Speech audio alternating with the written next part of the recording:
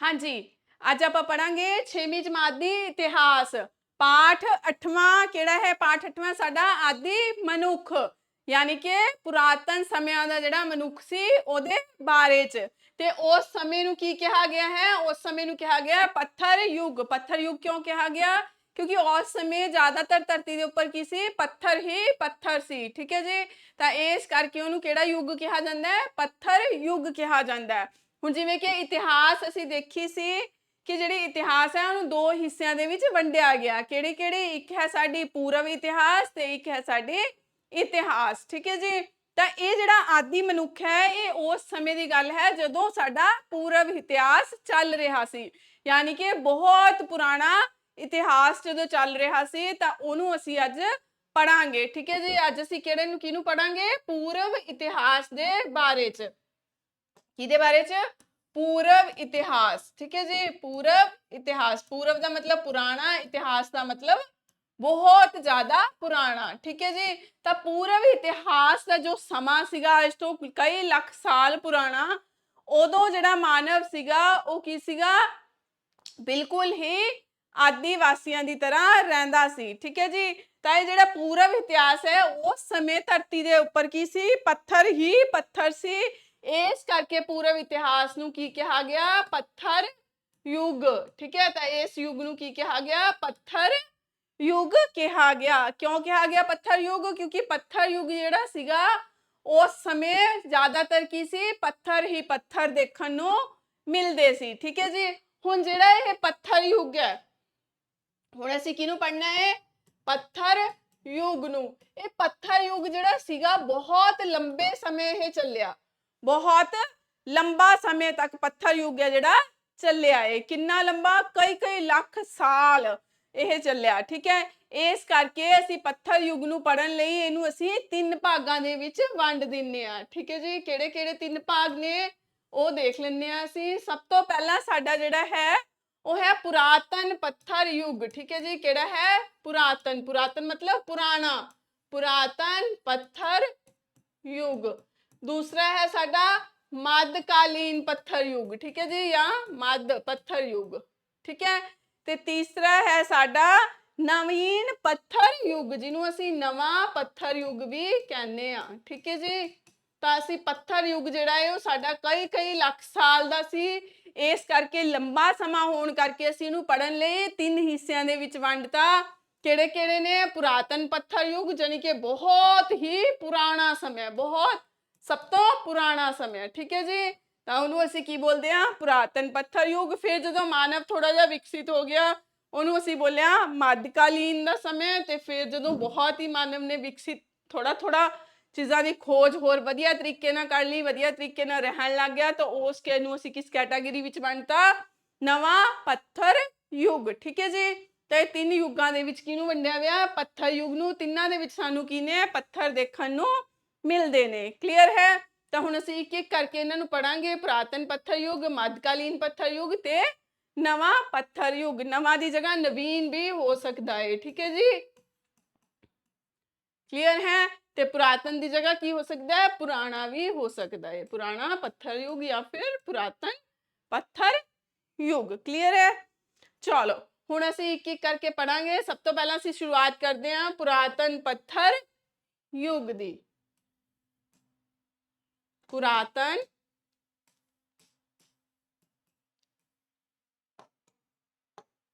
पुरातन पत्थर युग। ठीक है जी, पुरातन पत्थर युग। तो पुरातन पत्थर युग का मतलब समझ रहे हो? पुरातन का मतलब बहुत पुराना, पत्थर जो पत्थर सी, युग मतलब समा। जदों पत्थरां दा सब तो पुराना समय सी तो उहनूं असीं की बोलदे आ? पुरातन पत्थर युग। हुण इहदे बारे जिहड़ियां असीं गल्लां याद रखणियां ने वो ध्यान नाल देख लो। पहला तो याद रखना है समा। समा जिहड़ा है इहदा ओह लगभग की है साडे कोल? लगभग कितना समय है? 3.5 लाख साल तो लैके ये जिहड़ा समय है 11,000 ईसा पूर्व का समय है। ठीक है जी, तो ये इन्ना पुराना जिहड़ा ये साडा की है? इतिहास है। कादा? पुरातन पत्थर युग का। तो देख लो पुरातन पत्थर युग का कितना लंबा समय, 3.5 लाख साल तो लैके 11,000 साल। ਇੰਨਾ ਪਿੱਛੇ ਹੈ। ਪਿੱਛੇ ਹੈ ਤਾਂ ਅਸੀਂ ਕੀ ਲਵਾਂਗੇ, ਈਸਾ ਪੂਰਵ ਜਾਂ ਫਿਰ BC, ਬਿਫੋਰ ਕ੍ਰਾਈਸਿਸ। ਠੀਕ ਹੈ ਜੀ। ਤਾਂ ਦੇਖ ਲਿਆ ਕਈ ਕਈ ਲੱਖ ਦਾ ਹੈ, ਇਹ ਲਗਭਗ ਹੈ, 3.5 ਤੋਂ ਹਟ ਕੇ 4 ਵੀ ਕਿਤੇ ਕਿਤੇ ਹੋ ਸਕਦਾ ਹੈ। ਤਾਂ ਤੁਸੀਂ ਇਸ ਚੀਜ਼ ਨੂੰ ਗਲਤ ਨਹੀਂ ਸਮਝਣਾ। ਠੀਕ ਹੈ ਜੀ। ਤਾਂ ਇਹ ਇੰਨਾ ਲੰਬਾ ਸਮਾਂ ਸੀ। ਹੁਣ ਅਸੀਂ ਇਸ ਸਮੇਂ ਦੇ ਵਿੱਚ ਦੇਖਦੇ ਹਾਂ ਕਿ ਜਿਹੜੀ ਮਾਨਵ ਜਾਤੀ ਹੈ ਉਹ ਕਿਸ ਤਰ੍ਹਾਂ ਆਈ। ਸਭ ਤੋਂ ਪਹਿਲਾਂ ਮੰਨਿਆ ਜਾਂਦਾ ਹੈ ਕਿ ਧਰਤੀ ਦੇ ਉੱਪਰ ਜਿਹੜਾ ਜੀਵ ਸੀ ਉਹ ਬਹੁਤ ਹੀ ਸੂਖਮ ਸੀ, ਛੋਟਾ ਸੀ।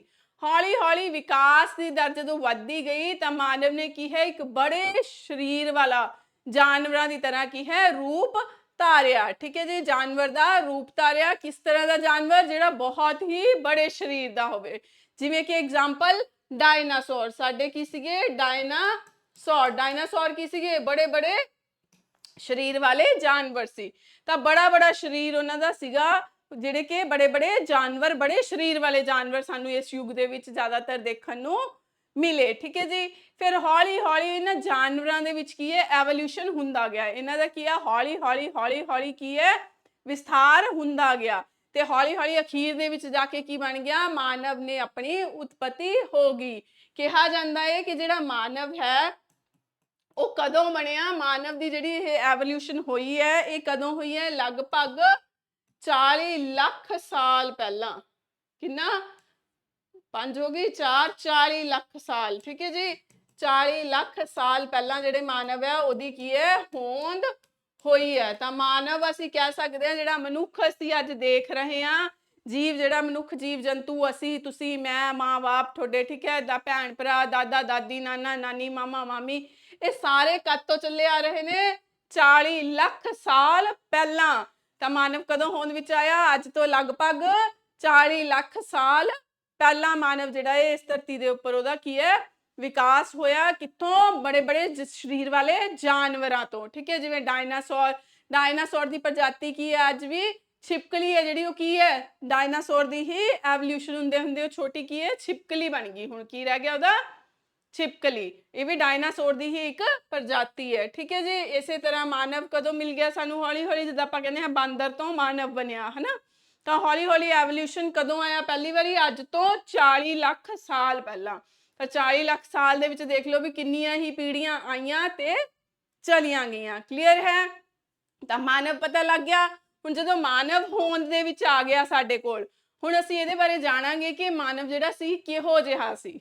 ਠੀਕ ਹੈ। ਇਹ ਜਿਹੜਾ ਮਾਨਵ ਸੀਗਾ ਇਹ ਜਾਨਵਰਾਂ ਦੀ ਤਰ੍ਹਾਂ ਹੀ ਰਹਿੰਦਾ ਸੀ। ਮਾਨਵ ਕਿਹੋ ਜਿਹਾ ਸੀ, ਜਾਨਵਰਾਂ ਦੇ ਵਰਗਾ ਹੀ ਸੀ। ਇਹ ਜੰਗਲਾਂ ਦੇ ਵਿੱਚ ਰਹਿੰਦਾ ਸੀ ਤੇ ਉੱਥੇ ਖਾਣ ਪਾਣੇ ਦਾ ਕਿਹੋ ਜਿਹਾ ਸੀ, ਜੰਗਲੀ ਕੰਦ ਮੂਲ ਖਾਂਦਾ ਸੀ। ਜੰਗਲਾਂ ਦੇ ਪੇੜ ਪੌਦੇ, ਪੱਤੇ, ਇਹ ਸਾਰੀਆਂ ਚੀਜ਼ਾਂ ਜਿਹੜੀ ਉੱਥੇ ਰਹਿੰਦ ਖੂੰਹਦ, ਉਹ ਸਾਰੀਆਂ ਚੀਜ਼ਾਂ ਮਾਨਵ ਕੀ ਹੈ, ਮਨੁੱਖ ਖਾ ਕੇ ਗੁਜ਼ਾਰਾ ਕਰਦਾ ਸੀ। ਇਸੇ ਕਰਕੇ ਉਸ ਸਮੇਂ ਦੇ ਮਨੁੱਖ ਨੂੰ ਕੀ ਕਿਹਾ ਜਾਂਦਾ ਹੈ, ਆਦਿ ਮਾਨਵ। ਠੀਕ ਹੈ। ਜਾਂ ਆਦਿ ਮਨੁੱਖ। ਆਦਿ ਮਤਲਬ ਸ਼ੁਰੂਆਤ, ਸ਼ੁਰੂਆਤੀ ਦੌਰ ਦਾ ਮਾਨਵ ਕਿਹੋ ਜਿਹਾ ਸੀ, ਸ਼ਿਕਾਰੀ, ਤੇ ਉਹ ਜਾਂ ਫਿਰ ਸ਼ਿਕਾਰ ਕਰਕੇ ਖਾਂਦਾ ਸੀ। ਠੀਕ ਹੈ। ਸ਼ਿਕਾਰੀ ਜਾਂ ਫਿਰ ਖਾਦ ਸੰਗ੍ਰਹਿ। ਠੀਕ ਹੈ। ਕਿਹੋ ਜਿਹਾ ਸੀ, ਖਾਦ ਸੰਗ੍ਰਹਿਕ। ਠੀਕ ਹੈ ਜੀ। ਤਾਂ ਉਸ ਸਮੇਂ ਦੇ ਮਨੁੱਖ ਨੂੰ ਕੀ ਕਿਹਾ ਗਿਆ, ਜਾਂ ਤਾਂ ਸ਼ਿਕਾਰੀ ਜਾਂ ਫਿਰ ਖਾਦ ਸੰਗ੍ਰਹਿ। ਕਿਉਂ, ਕਿਉਂਕਿ ਜਾਂ ਤਾਂ ਉਹ ਜੰਗਲਾਂ ਦੇ ਵਿੱਚ ਪੇੜ ਪੌਦੇ, ਪੱਤੇ, ਕੰਦ ਮੂਲ, ਇਹ ਸਾਰੀਆਂ ਚੀਜ਼ਾਂ ਖਾਂਦਾ ਸੀ, ਜਾਂ ਫਿਰ ਉਹ ਹੋਰ ਦੂਸਰੇ ਜਾਨਵਰਾਂ ਦਾ ਸ਼ਿਕਾਰ ਕਰਕੇ ਵੀ ਖਾਂਦਾ ਸੀ। ਤਾਂ ਉਹਨਾਂ ਦਾ ਜਿਹੜਾ ਮਾਸ ਸੀ ਉਹ ਕੱਚਾ ਹੀ ਖਾ ਲੈਂਦਾ ਸੀ। ਕਿਉਂ, ਕਿਉਂਕਿ ਆਦਿ ਮਾਨਵ ਨੂੰ ਉਸ ਸਮੇਂ ਦੇ ਵਿੱਚ ਅੱਗ ਦੇ ਬਾਰੇ 'ਚ ਕੋਈ ਵੀ ਜਾਣਕਾਰੀ ਨਹੀਂ ਸੀ। ਇਸ ਕਰਕੇ ਉਹ ਜਾਨਵਰ ਦਾ ਸ਼ਿਕਾਰ ਕਰਦਾ ਤੇ ਉਹਦਾ ਕੱਚਾ ਹੀ ਮਾਸ ਖਾ ਲੈਂਦਾ। ਤਾਂ ਦੇਖ ਲਓ ਤੁਸੀਂ, ਸ਼ੁਰੂਆਤੀ ਦੌਰ ਦਾ ਜਿਹੜਾ ਮਨੁੱਖ ਸੀਗਾ ਉਹ ਕਿੰਨਾ ਭਿਅੰਕਰ ਸੀਗਾ। ਬਿਲਕੁਲ ਇੱਕਦਮ ਜਾਨਵਰਾਂ ਵਰਗਾ। ਬਿਲਕੁਲ ਜੋ ਜਾਨਵਰ ਅੱਜ ਦੀ ਪਰਿਸਥਿਤੀ ਦੇ ਵਿੱਚ ਕਰ ਰਹੇ ਨੇ, ਇੱਕ ਦੂਸਰੇ ਜਾਨਵਰਾਂ ਨੂੰ ਮਾਰਦੇ ਨੇ, ਖਾਂਦੇ ਨੇ, ਜੰਗਲਾਂ ਦੇ ਵਿੱਚ ਰਹਿੰਦੇ ਨੇ, ਉਸੇ ਤਰ੍ਹਾਂ ਦਾ ਜਿਹੜਾ ਸ਼ੁਰੂਆਤੀ ਦੌਰ ਦਾ ਮਨੁੱਖ ਸੀ ਉਹ ਵੀ ਏਦਾਂ ਦਾ ਹੀ ਸੀ। ਹੁਣ ਅੱਜ ਜਿਹੜਾ ਸਾਨੂੰ ਵਧੀਆ ਸਾਫ ਸੁਥਰਾ, ਇੰਨੀ ਟੈਕਨੋਲੋਜੀ ਵਾਲਾ, ਵਧੀਆ ਬਿਲਡਿੰਗਾਂ ਦੇ ਵਿੱਚ ਰਹਿ ਰਿਹਾ ਮਿਲਦਾ ਏ, ਤਾਂ ਉਹ ਪਹਿਲਾਂ ਦਾ ਮਨੁੱਖ ਕਿਹੋ ਜਿਹਾ ਸੀ, ਕਿੱਥੇ ਰਹਿੰਦਾ ਸੀ, ਜੰਗਲਾਂ ਦੇ ਵਿੱਚ ਰਹਿੰਦਾ ਸੀ। ਖਾਂਦਾ ਕੀ ਸੀ, ਪੇੜ ਪੌਦੇ, ਕੰਦ ਮੂਲ, ਉੱਥੋਂ ਦੀ ਰਹਿੰਦ ਖੂੰਹਦ, ਜਾਂ ਫਿਰ ਉਹ ਸ਼ਿਕਾਰ ਕਰਕੇ ਖਾਂਦਾ ਸੀ। ਕਿਹਦਾ ਸ਼ਿਕਾਰ ਕਰਦਾ ਸੀ, ਦੂਸਰੇ ਜੰਗਲੀ ਜਾਨਵਰਾਂ ਦਾ ਸ਼ਿਕਾਰ ਕਰ ਲੈਂਦਾ ਸੀਗਾ। ਕਿਸੇ ਵੀ ਜਾਨਵਰ ਦਾ ਜੋ ਉਹਦੀ ਪਹੁੰਚ ਦੇ ਵਿੱਚ ਹੋਵੇ ਉਹਦਾ ਸ਼ਿਕਾਰ ਕਰਕੇ ਕੱਚਾ ਹੀ ਮਾਸ ਖਾ ਲੈਂਦਾ ਸੀ। ਕੱਚਾ ਕਿਉਂ ਖਾਂਦਾ ਸੀ, ਕਿਉਂਕਿ ਮਾਨਵ ਦੀ ਇੰਨੀ ਸੂਝ-ਬੂਝ ਨਹੀਂ ਸੀ ਕਿ ਉਸਨੂੰ ਅੱਗ ਦੀ ਜਾਣਕਾਰੀ ਹੋ ਗਈ ਹੋਵੇ। ਠੀਕ ਹੈ, ਤਾਂ ਅੱਗ ਬਾਰੇ ਉਸ ਸਮੇਂ ਮਨੁੱਖ ਨੂੰ ਕੋਈ ਜਾਣਕਾਰੀ ਨਹੀਂ ਸੀ। ਠੀਕ ਹੈ ਜੀ, ਤਾਂ ਇਹ ਜਿਹੜਾ ਮਨੁੱਖ ਸੀਗਾ, ਇਹ ਜ਼ਿਆਦਾਤਰ ਅਸੀਂ ਕਹਿ ਸਕਦੇ ਹਾਂ, ਇਹਨਾਂ ਗੱਲਾਂ ਤੋਂ ਅੰਦਾਜ਼ਾ ਲਾ ਸਕਦੇ ਹਾਂ ਵੀ ਜਿਹੜਾ ਆਦਿ ਮਨੁੱਖ ਸੀਗਾ ਉਹ ਜ਼ਿਆਦਾਤਰ ਕੀ ਹੈ, ਕੁਦਰਤੀ ਸਾਧਨਾਂ ਦੇ ਉੱਪਰ ਨਿਰਭਰ ਸੀ। ਜਿਵੇਂ ਜੰਗਲਾਂ ਦੇ ਵਿੱਚ ਰਹਿਣਾ, ਕੀ ਹੈ ਜੰਗਲ? ਕੁਦਰਤੀ। ਖਾਣੇ ਦੇ ਰੂਪ ਦੇ ਵਿੱਚ ਕੁਦਰਤੀ ਚੀਜ਼ਾਂ, ਪੇੜ ਪੌਦੇ ਵੀ ਕੁਦਰਤੀ ਹੋ ਗਏ ਤੇ ਸ਼ਿਕਾਰ ਕਰਕੇ ਜਾਨਵਰ ਵੀ ਕੁਦਰਤੀ ਹੋ ਗਏ। ਤਾਂ ਪਹਿਲਾਂ ਦਾ ਜਿਹੜਾ ਮਨੁੱਖ ਸੀ ਉਹ ਕੁਦਰਤੀ ਸਾਧਨਾਂ ਦੇ ਉੱਪਰ ਨਿਰਭਰ ਸੀ, ਤੇ ਉਹ ਜਦੋਂ ਜੰਗਲੀ ਜਾਨਵਰ, ਬੜੇ ਬੜੇ ਜੰਗਲੀ ਜਾਨਵਰ ਆਉਂਦੇ ਤਾਂ ਉਹਨਾਂ ਦੇ ਬਚਾਅ ਦੇ ਕਾਰਨ ਆਪਣੇ ਆਪ ਨੂੰ ਸੁਰੱਖਿਅਤ ਰੱਖਣ ਲਈ ਜਿਹੜਾ ਮਨੁੱਖ ਸੀਗਾ ਉਹ ਕੀ ਸੀ, ਝੁੰਡ ਬਣਾ ਕੇ ਰਹਿੰਦਾ ਸੀ, ਤਾਂ ਕਿ ਉਹ ਝੁੰਡ ਦੇ ਵਿੱਚ ਕੀ ਹੈ, ਰਹਿਣ ਤੇ ਦੂਸਰੇ ਜਾਨਵਰਾਂ ਤੋਂ ਆਪਣੀ ਪ੍ਰੋਟੈਕਸ਼ਨ ਮਹਿਸੂਸ ਕਰਨ। ਤੇ ਰਾਤ ਦੇ ਸਮੇਂ ਜਦੋਂ ਰਾਤ ਹੋ ਜਾਂਦੀ, ਫਿਰ ਉਹ ਆਪਣੇ ਆਪ ਦਾ ਬਚਾਅ ਕਰਨ ਲਈ ਜਾਂ ਤਾਂ ਦਰਖਤਾਂ ਦੇ ਉੱਪਰ ਰਹਿੰਦੇ ਜਾਂ ਫਿਰ ਰਾਤ ਨੂੰ ਗੁਫਾਵਾਂ ਦੇ ਵਿੱਚ ਵੀ ਚਲੇ ਜਾਂਦੇ। ਤਾਂ ਅਸੀਂ ਕਹਿ ਸਕਦੇ ਹਾਂ ਜਿਹੜਾ ਆਦਿ ਮਨੁੱਖ ਸੀ, ਯਾਨੀ ਕਿ ਸ਼ਿਕਾਰੀ ਸੀ, ਖਾਦ ਸੰਗ੍ਰਹਿ ਸੀ, ਉਹ ਆਪਣੇ ਪ੍ਰੋਟੈਕਸ਼ਨ ਲਈ ਕੀ ਕਰਦਾ ਸੀ, ਰਾਤ ਨੂੰ ਦਰਖਤਾਂ ਤੇ ਜਾਂ ਫਿਰ ਗੁਫਾਵਾਂ ਦੇ ਵਿੱਚ, ਪੱਥਰ ਦੀਆਂ ਜਿਹੜੀਆਂ ਗੁਫਾਵਾਂ ਹੁੰਦੀਆਂ ਨੇ ਉਹਨਾਂ ਦੇ ਵਿੱਚ ਰਹਿੰਦਾ ਸੀ, ਜੰਗਲਾਂ ਦੇ ਵਿੱਚ। ਠੀਕ ਹੈ ਜੀ, ਕਲੀਅਰ ਹੈ? ਤਾਂ ਇੰਨੀਆਂ ਸਾਰੀਆਂ ਗੱਲਾਂ ਪਤਾ ਲੱਗ ਗਈਆਂ ਕਿ ਉਹ ਖਾਂਦਾ ਕੀ ਸੀ ਤੇ ਰਹਿੰਦਾ ਕਿਵੇਂ ਸੀ। ਠੀਕ ਹੈ ਜੀ, ਹੁਣ ਅਸੀਂ ਦੇਖਦੇ ਹਾਂ ਵੀ ਉਹਦੇ ਵਸਤਰ, ਜਿਹੜੇ ਕੱਪੜੇ ਸੀ ਉਹ ਕਿਹੋ ਜਿਹੇ ਸੀ। ਤਾਂ ਜਿਹੜਾ ਆਦਿ ਮਨੁੱਖ ਸੀ ਉਹਦੇ ਜਿਹੜੇ ਵਸਤਰ ਸੀਗੇ, ਯਾਨੀ ਕਿ ਕੱਪੜੇ ਨੇ, ਉਹ ਕਿਹੋ ਜਿਹੇ ਸੀਗੇ? ਕਿਹੋ ਜਿਹੇ ਸੀ? ਉਹ ਦੂਸਰੇ ਜਾਨਵਰਾਂ ਦੀ ਖੱਲ ਦੇ ਵੀ ਕੀ ਹੈ, ਆਪਣੇ ਉੱਪਰ ਪਹਿਨ ਲੈਂਦਾ ਸੀ। ਕੀ ਕਰਦਾ ਸੀ? ਜਾਨਵਰਾਂ ਨੂੰ ਮਾਰ ਕੇ ਠੰਡ ਤੋਂ ਬਚਣ ਲਈ ਜਾਨਵਰਾਂ ਦੀ ਖੱਲ ਨੂੰ ਕੀ ਹੈ, ਆਪਣੇ ਉੱਪਰ ओढ़ लेंदा सी, अपने ऊपर लपेट लेंदा सी, ताकि वो सर्दी तो बच सके। ठीक है जी, तो जानवरां दी की है, खल नूं अपने ऊपर ओढ़ लेंदा सी। ते दूसरा या फिर दरख्तां दे पत्तियां नाल भी अपने शरीर नूं की है ढक लेंदा सी, या फिर छिलकियां नाल या दरख्तां दी जिहड़ी छाल हुंदी है उहदे नाल भी अपने आप नूं लपेट लेंदा सी। ठीक है जी, देखिया ਤਾਂ ਉਸ ਸਮੇਂ ਦਾ ਮਨੁੱਖ ਆਪਣੇ ਸਰੀਰ ਨੂੰ ਕਿਵੇਂ ਢੱਕਦਾ ਸੀ? ਜਾਂ ਤਾਂ ਜਾਨਵਰਾਂ ਦੀ ਖੱਲ ਨਾਲ, ਜਾਂ ਫਿਰ ਦਰਖਤਾਂ ਦੇ ਪੇੜ ਪੱਤਿਆਂ ਨਾਲ, ਜਾਂ ਫਿਰ ਉਹਨਾਂ ਦੀ ਦਰਖਤਾਂ ਦੀ ਛਿੱਲੜ ਨਾਲ ਵੀ ਆਪਣੇ ਸਰੀਰ ਨੂੰ ਢੱਕਦਾ ਸੀ। ਪਰ ਕਦੇ-ਕਦੇ ਜਦੋਂ ਉਸਨੂੰ ਹੋਰ ਜ਼ਿਆਦਾ ਗਰਮੀ ਮਹਿਸੂਸ ਹੁੰਦੀ ਜਾਂ ਸਰਦੀ ਮਹਿਸੂਸ ਹੁੰਦੀ ਤਾਂ ਉਹ ਕੀ ਹੈ, ਇਹਨਾਂ ਵਸਤਰਾਂ ਨੂੰ ਉਤਾਰ ਕੇ ਨੰਗਾ ਵੀ ਰਹਿ ਲੈਂਦਾ ਸੀ। ਠੀਕ ਹੈ, ਬਿਲਕੁਲ ਨਿਰਵਸਤਰ ਵੀ ਰਹਿੰਦਾ ਸੀ। ਪਹਿਲਾਂ ਦਾ ਮਨੁੱਖ ਨਿਰਵਸਤਰ ਵੀ ਰਹਿੰਦਾ ਸੀ, ਤੇ ਜੇ ਉਸਨੂੰ ਮੌਸਮ ਦੇ ਅਨੁਸਾਰ ਕੁਝ ਚੇਂਜਸ ਚਾਹੀਦੀਆਂ ਸੀ ਤਾਂ ਉਹ ਕੀ ਕਰਦਾ ਸੀ, ਜਾਨਵਰਾਂ ਦੀ ਖੱਲ ਨੂੰ ਆਪਣੇ ਉੱਪਰ ਲਪੇਟਦਾ ਜਾਂ ਦਰਖਤਾਂ ਦੇ ਪੱਤਿਆਂ ਨੂੰ ਲਪੇਟ ਲੈਂਦਾ, ਤੇ ਜਾਂ ਫਿਰ ਦਰਖਤਾਂ ਦੀਆਂ ਛਿਲਕਿਆਂ ਨੂੰ ਵੀ ਆਪਣੇ ਉੱਪਰ ਲਪੇਟ ਲੈਂਦਾ, ਛਾਲ ਹੁੰਦੀ ਹੈ ਜਿਹੜੀ। ਠੀਕ ਹੈ, ਉਹਨੂੰ ਵੀ ਆਪਣੇ ਉੱਪਰ ਲਪੇਟ ਲੈਂਦਾ ਆਪਣੇ ਸਰੀਰ ਨੂੰ ਬਚਾਉਣ ਲਈ ਗਰਮੀ, ਸਰਦੀ, ਬਰਸਾਤ ਤੋਂ। ਠੀਕ ਹੈ, ਬਸ ਇੰਨੀ ਕੁ ਹੀ ਉਸ ਸਮੇਂ ਦੇ ਮਾਨਵ ਦੀ ਬੁੱਧੀ ਸੀ। ਜ਼ਿਆਦਾ ਬੁੱਧੀ ਮਾਨਵ ਕੋਲ ਉਸ ਸਮੇਂ ਨਹੀਂ ਸੀ। ਕਿਹੜੇ ਯੁੱਗ ਦੇ ਵਿੱਚ? ਪੁਰਾਤਨ ਪੱਥਰ ਯੁੱਗ ਦੇ ਵਿੱਚ। ਉਸ ਸਮੇਂ ਦਾ ਜਿਹੜਾ ਮਨੁੱਖ ਸੀਗਾ ਉਹਦਾ ਦਿਮਾਗ ਕੀ ਸੀਗਾ? ਮੋਟਾ। ਕਿਹੋ ਜਿਹਾ ਦਿਮਾਗ ਸੀ? ਮੋਟਾ। ਠੀਕ ਹੈ, ਇੰਨਾ ਸੂਝ-ਬੂਝ ਵਾਲਾ ਨਹੀਂ ਸੀ। ਯਾਨੀ ਕਿ ਕਹਿਣ ਦਾ ਮਤਲਬ ਮੋਟੇ ਦਿਮਾਗ ਤੋਂ ਕਿ ਦਿਮਾਗ ਜ਼ਿਆਦਾ ਵਿਕਸਿਤ ਨਹੀਂ ਹੋਇਆ ਸੀ। ਠੀਕ ਹੈ, ਤਾਂ ਦੇਖਿਆ ਤੁਸੀਂ, ਜਾਨਵਰਾਂ ਦੀ ਖੱਲ, ਪੱਤਿਆਂ ਦੇ, ਦਰਖਤਾਂ ਦੇ ਪੱਤਿਆਂ ਨਾਲ ਹੀ ਆਪਣੇ ਆਪ ਨੂੰ ਕਵਰ ਕਰ ਲੈਂਦਾ। ਅੱਜ ਕੱਲ੍ਹ ਤਾਂ ਇਹ ਫੈਸ਼ਨ ਹੈ। ਦੇਖਿਆ, ਮਾਡਲਿੰਗ ਕਰਦੇ ਆ ਉਦੋਂ ਵੀ ਦਰਖਤਾਂ ਦੇ ਪੱਤਿਆਂ ਦੀ ਕੀ ਹੈ, ਡਰੈਸਿਸ ਬਣਾਈਆਂ ਜਾਂਦੀਆਂ ਨੇ। ਪਹਿਲਾਂ ਮਜਬੂਰੀ ਸੀ ਤੇ ਹੁਣ ਫੈਸ਼ਨ ਹੋ ਗਿਆ। ਕਲੀਅਰ ਹੈ? ਤਾਂ ਇਹ ਸਾਰੀਆਂ ਚੀਜ਼ਾਂ ਸਮਝ ਆ ਗਈਆਂ ਕਿ ਮਾਨਵ ਕਿਵੇਂ ਰਹਿੰਦਾ ਸੀ, ਕੀ ਖਾਂਦਾ ਸੀ, ਕਿਸ ਤਰ੍ਹਾਂ ਦੇ ਕੱਪੜੇ ਪਾਉਂਦਾ ਸੀ। ਠੀਕ ਹੈ, ਹੁਣ ਗੱਲ ਕਰਦੇ ਹਾਂ ਅਸੀਂ ਹਥਿਆਰ ਦੀ। ਮਾਨਵ ਦੇ ਜਿਹੜੇ ਹਥਿਆਰ ਸੀ ਆਪਣੇ ਆਪ ਨੂੰ ਸੁਰੱਖਿਅਤ ਰੱਖਣ ਲਈ ਦੂਸਰੇ ਜਾਨਵਰਾਂ ਤੋਂ, ਉਹ ਹਥਿਆਰ ਕਿਹੋ ਜਿਹੇ ਸੀ? ਹੁਣ ਤੁਸੀਂ ਸੋਚ ਸਕਦੇ ਹੋ ਵੀ ਉਹ ਹਥਿਆਰ ਕਾਹਦੇ ਬਣਾਉਣਗੇ? ਇਸ ਸਮੇਂ ਕਾਹਦਾ ਯੁੱਗ ਸੀਗਾ? ਪੱਥਰ ਦਾ। ਤਾਂ ਹਥਿਆਰ ਵੀ ਕਾਹਦੇ ਹੋਣਗੇ ਉਹਨਾਂ ਦੇ?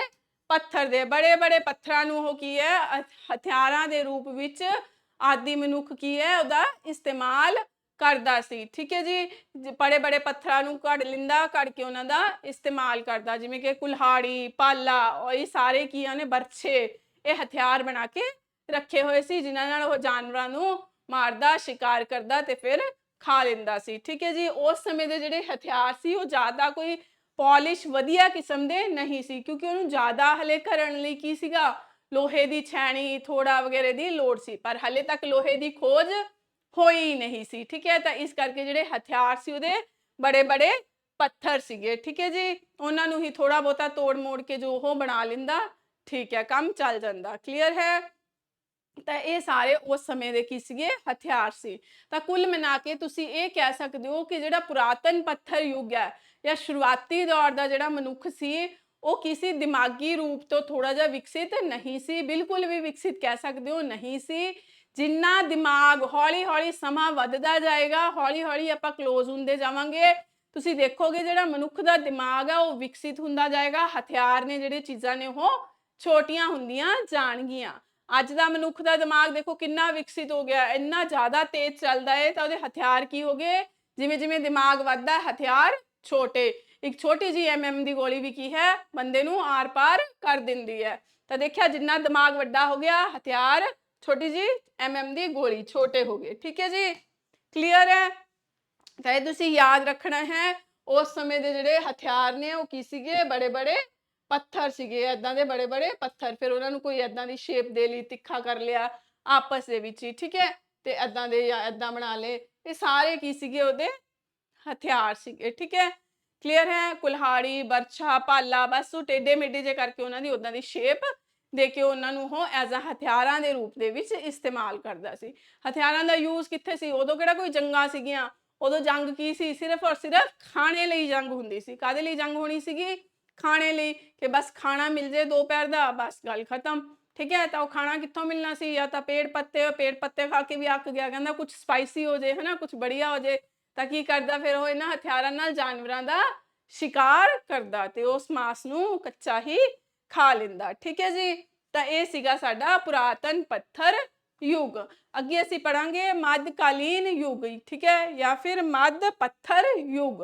ਮੱਧ ਦਾ ਮਤਲਬ ਵਿਚਾਲੜਾ ਹਿੱਸਾ। ਹੁਣ ਇਸ ਸਮੇਂ ਦੇ ਵਿੱਚ ਕੀ ਹੋਊਗਾ, ਤੁਸੀਂ ਦੇਖੋਗੇ ਜਿਹੜਾ ਮਾਨਵ ਹੈ ਉਹ ਪਹਿਲਾਂ ਨਾਲੋਂ ਥੋੜਾ ਜਿਹਾ ਹੋਰ ਵਿਕਸਿਤ ਹੋ ਜਾਏਗਾ। ਜਿਵੇਂ ਜਿਵੇਂ ਅਸੀਂ ਅੱਗੇ ਅੱਗੇ ਸਮਾਂ ਵੱਧਦਾ ਜਾਏਗਾ, ਮਾਨਵ ਦਾ ਦਿਮਾਗ ਵਿਕਸਿਤ ਹੁੰਦਾ ਜਾਵੇਗਾ। ਹੁਣ ਮੱਧਕਾਲੀਨ ਦੇ ਵਿੱਚ ਕੀ ਹੈ, ਜਦੋਂ ਦਿਮਾਗ ਵਿਕਸਿਤ ਹੋ ਗਿਆ ਤਾਂ ਉਹ ਕੁਛ ਨਾ ਕੁਛ ਕੀ ਹੈ ਹੋਰ ਵਧੀਆ ਸੋਚਣ ਲੱਗੇਗਾ।